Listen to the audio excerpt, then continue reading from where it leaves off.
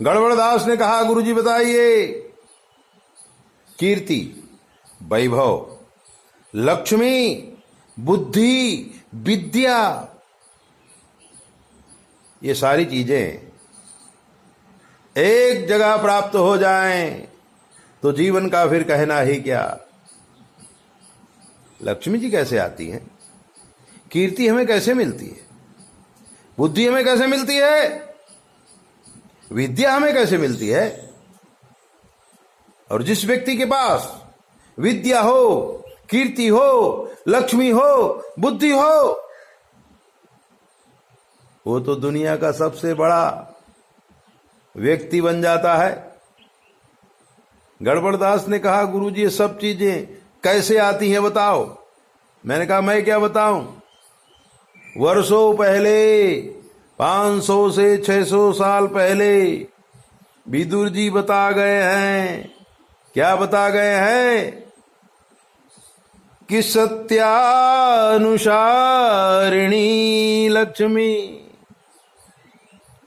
कीर्तिस्त्यागनुसारिणी,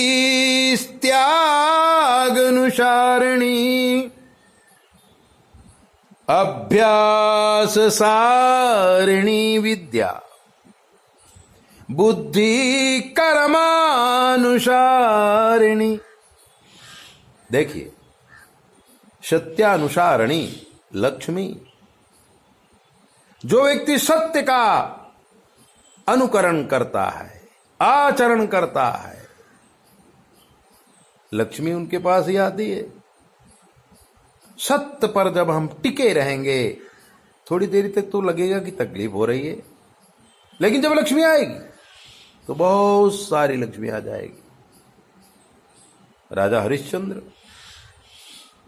इसका प्रमाण है।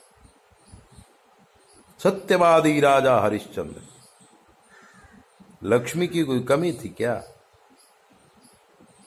लेकिन बहुत तकलीफ सहन किया, अपने लड़के की मृत्यु भी देखा, उनसे भी टैक्स ले लिया, तभी वो आज तक उनका नाम अमर है।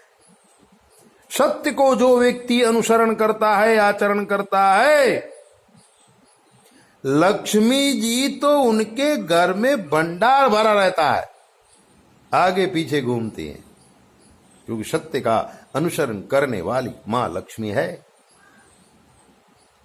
कीर्ति, आपके नाम का प्रचार, अगर आप कुछ त्याग करते हैं, आपकी कीर्ति वैसी हो जाएगी। त्याग का मतलब होता है, बहुत सारा पैसा है आपके पास, किसी दीन दुखी को देखो, किसी भूखे को देखो, भूखे को खाना खिला दो, प्यासे को पानी पिला दो, ठंडी है, बहुत जोर की ठंडी पड़ रही है, गरीब को कंबल उड़ा दो, आपकी कीर्ति अपने आप हो जाएगी। प्रचार करने की जरूरत नहीं है। दुनिया कहेगी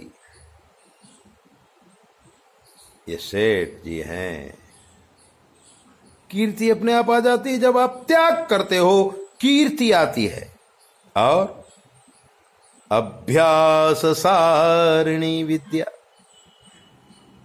अगर आप पढ़ाई करना है तो अहर्निश उसमें लगे रहो, अभ्यास करते रहो।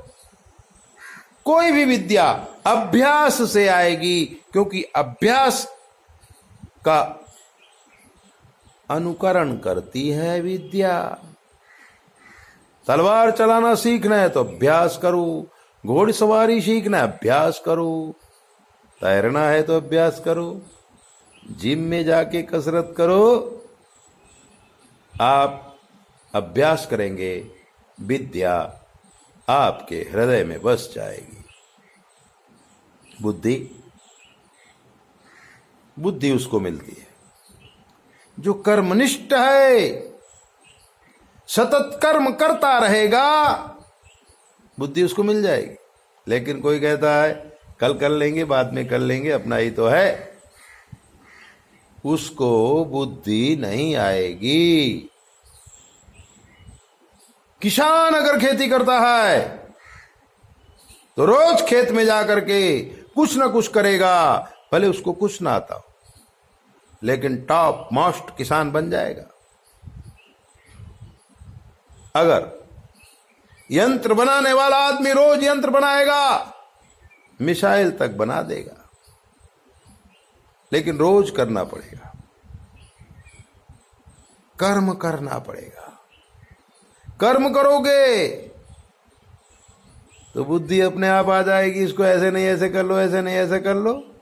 और जब आप काम के नजदीक में नहीं जाओगे, जैसे नल बनाना है तो आपको प्लम्बर को लाना पड़ेगा, पलंग बनाना है तो आपको कारपेंटर को लाना पड़ेगा।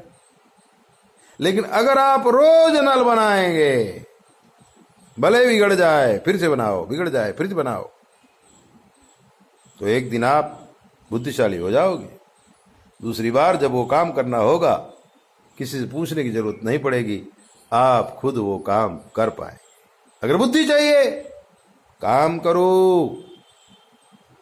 काम नहीं करोगे, मूर्ख ही रह जाओगे।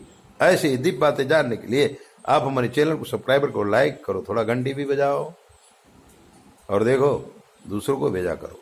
और अगर आपके जीवन में कोई प्रश्न है तो 9825200108 पर पूछ लीजिए। शास्त्र के मत के अनुसार हम आपको जवाब देंगे, वो भी बिल्कुल फ्री। जय बोले। अपना ध्यान रखो।